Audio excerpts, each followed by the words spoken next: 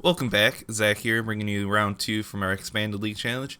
On the left, we have myself, Zack, playing Rainbow Road, and on the right, we have Matthew playing an Yveltal Mew build. Fun fact, he thought this was a Standard League Challenge, so not the fairest of games, but he did beat a Primal Ground on round 1. Jeff wasn't very happy about that one. Alright, Zack starts off by playing a Battle Compressor, looking through his deck, probably grabbing those hoes to discard, and he grabs 2 hoes and a Fairy Energy. The hoes have the ability Rebirth, where if they're in your discard, you can flip a coin. If heads, you can put it to the bench with up to 3 different energy types attached. And that's what this deck's based around, trying to hit those Rebirths and then the E-switches to get a quick Rainbow Force set up. Zack goes ahead and plays Trainer's Mail, opts to not take anything, shuffles up. Yeah, the Rainbow Road decks usually has a pretty good dark matchup, even against an expanded dark. So we'll see how this goes. Okay, Zack attaches Fighting Fury Belt and double colorless to the actives or Naeus. Not that worried about the Yveltal getting a one-hit KO on the first turn. I plays a Trainer's Mail, looking at my options. Looks like Colorist or Computer Search. Yep, takes the Computer Search. Going back in, Zack plays down the Computer Search, drops Ultra Ball and a Float Stone. Computer Search lets you grab any card from your deck. Looking through all the options. Looking like that N's going to be number 1 priority. Yep, grabs the N and plays it. No N baiting here. You know, some of us don't try to do that often. Both players shuffle up, get to draw a fresh hand of 6 cards. Looking pretty fine. Right now, Zack's looking for more bench space to fill up, but he doesn't want to overextend too much. His Yveltal Muse usually play Parallel City, limit the damage output from Rainbow Road. Zack goes ahead, benches a Yveltal EX. And looking like, oh, yep, try to hit the Rebirth. He has 2 attempts, flips coin, oh, heads. So gets to get the Ho-Oh to the bench with 1 Fairy Energy. Wishes he hit another Battle Compressor, but can't do much. Zack passes turn over to Matthew. Matthew plays a Trainer's Mail, looking at the top 4 cards of his deck. Ooh, fails that. Oh, man. I'm not sure what Matthew's strategy is to go here. Xerneas have the dark resistance, so Pitch Black Spear is only going to be hitting 40. So he's probably going to be looking for that Mew, or maybe even try to lock an EX in the active. Hit for the full 60-60. Matthew plays Max Elixir. Oh, and fails that too. Things don't look to be going his way. I think I did see a Parallel City in his hand, so that's not the worst. Yep. Matthew's looking to, attaches Dark Energy to the active. And then plays Parallel City to limit my bench size to 3. Looking bump that Ho. The other side of Parallel City reduces damage from grass, fire, water, so it's not going to affect anything in this matchup. And then Matthew goes ahead, plays Sycamore, benches a Mew. Looks to try to hit another Elixir, probably. Yep. Plays Elixir. Let's see if he can hit this one. And yep, he does. And he's going to attach it to probably the Mew. Nope, attaches it to the Yveltal EX. Trying to get his whole board set up. So Matthew shuffles up. Yeah, Matthew's first round, he played against a Primal Groudon against Jeff. Jeff wasn't too happy when he lost to a standard deck, but what are you going to do? Oh, Matthew plays his 3rd Elixir. Let's see, yep, hits that one too. Attaches it to Mew, shuffles up. 2 for 3, not bad. Pretty good odds. I'm not sure what Matthew's going to be looking to do. Don't think he can get that first turn attack. Yeah, let you attach for turn. Yep, passes over his turn. Zack draws his card, attaches that Fairy Energy, and then plays Colors for 5. Could be better. Trying to hit that Sky Field trying to get the rest of his board set up. But let's see. Rainbow Force is 30 times the number of different types of Pokemon on your bench. Right now he's hitting for 369 plus 10. So 100, and then 110 with the Fury Belt. That is not working right now because of Fright Night active. Pearson knows a little bit about that. You know, gotta watch out sometimes. Zack plays Battle Compressor. Drops down an Execute, a Lightning Energy, and a Ho-Oh. The Execute has the ability Propagation. You can take it right to your hand. It's nice to fill up your bench. Now Zack has 3 Ho-Ohs in the discard. So goes for a Rebirth, flips coin, and Tails. Okay, 2 more tries. Flips coin. That one's heads. Okay. So he drops a Ho, and then the Lightning and the Fairy.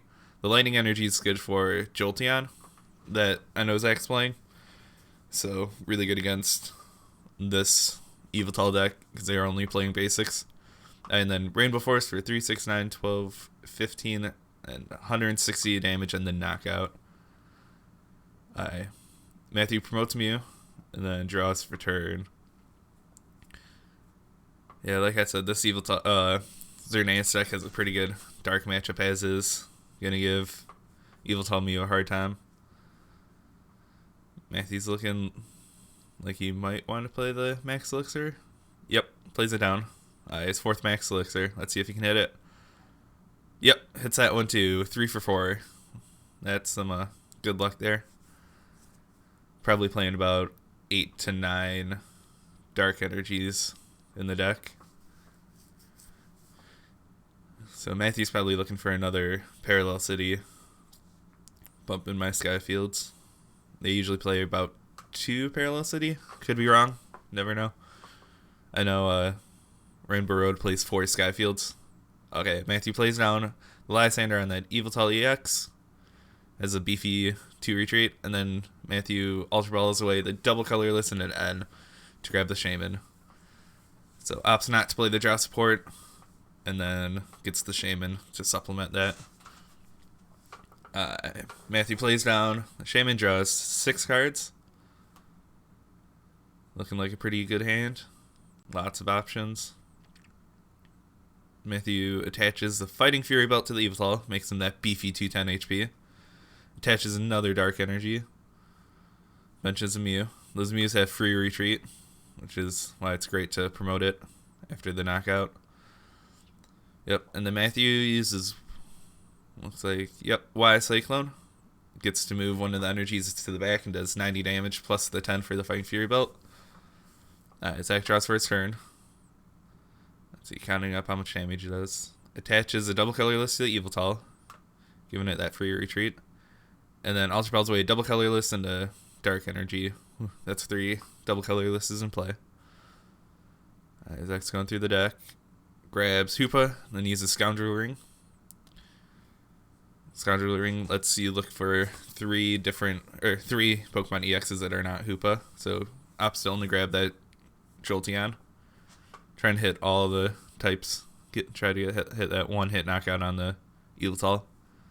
Right now, let's see, he'd be hitting for 30, 60, 90, 120, 150, 180, 210. Okay, he'd have knockout right now. As long as he retreats that Yveltal. Zack plays the energy switch, switches that fairy energy from Ho-Oh to the Xerneas, getting him ready for next turn. And then attaches a Float Stone to the Yveltal, retreats, and then Rainbow Forces for 230 and the knockout. Matthew promotes Mew. Looks to be in a pretty rough spot. Plays Trainer's Mail. Oh, hits that Parallel City. Zack will get rid of that Ho-Oh and execute right away because he knows he can just get them right back. Gets rid of the Shaman because he plays another Shaman. And then deciding whether or not to get rid of that damage Yveltal. Yep, decides to get rid of the damage Yveltal. Didn't want to give up those easy prizes. But also didn't want to get rid of that double colorless. Matthew attaches Dark Energy to the Mew. Plays VS Seeker and plays N. Limiting Zack down to the hand size of 3. And Matthew still gets that fresh 6 cards. Those cool full art ends looking like he's in a deep thought. Zack grabs 3 cards. Didn't quite see what they were. Ultra Ball, something, something. I don't know. Alright, then Matthew looks... Let's see, yep, plays down that Ultra Ball. He needs another Pokemon on the bench for Mew to attack with. Use his attack. Doesn't want to Sky Return the Mew. He drops the Professor Sycamore and Ninja Boy. Probably looking for that Yveltal EX. Matthew needs that attack this turn. Yep. Dropping Yveltal EX. Let's see, with Evil Ball, Mew would be hitting 20, 40, 60, 80, 100, 120. Not just shy of the knockout. Yep. And then he will Evil Ball for 120. That Fighting Fury Bolt can get a bit annoying. Zack has a Lysander in hand. Deciding maybe if he wants to take that easy Shaman prize. He'd be hitting 110 exactly. Yep. Decides just to attack into that Mew. Matthew promotes his own Mew again. And then plays Sycamore.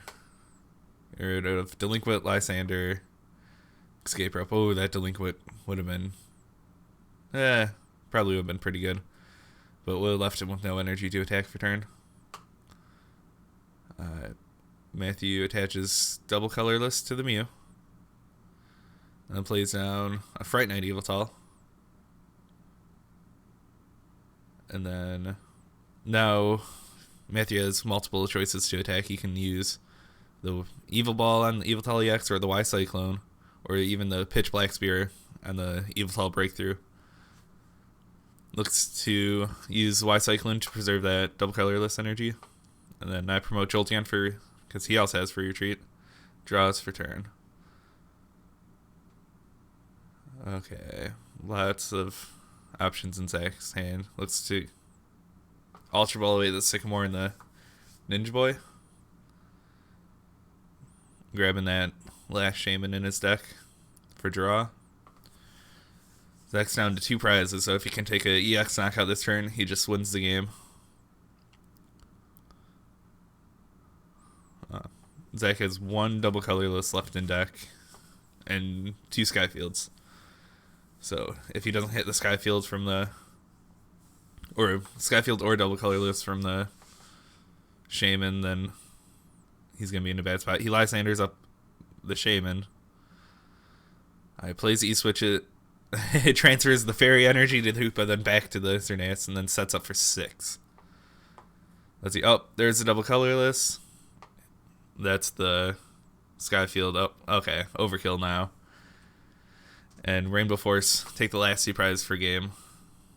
I thank you so much for watching. I know that was not that fair of a matchup. Oh, man. All 4 VS Seekers left in deck still. Yeah, not... shows what an expanded deck can do against a standard deck. Hopefully next round a little more competition. Sometimes that just happens. Okay, thank you all for watching. Thanks for GNG Cards hosting, and we'll see you all next time.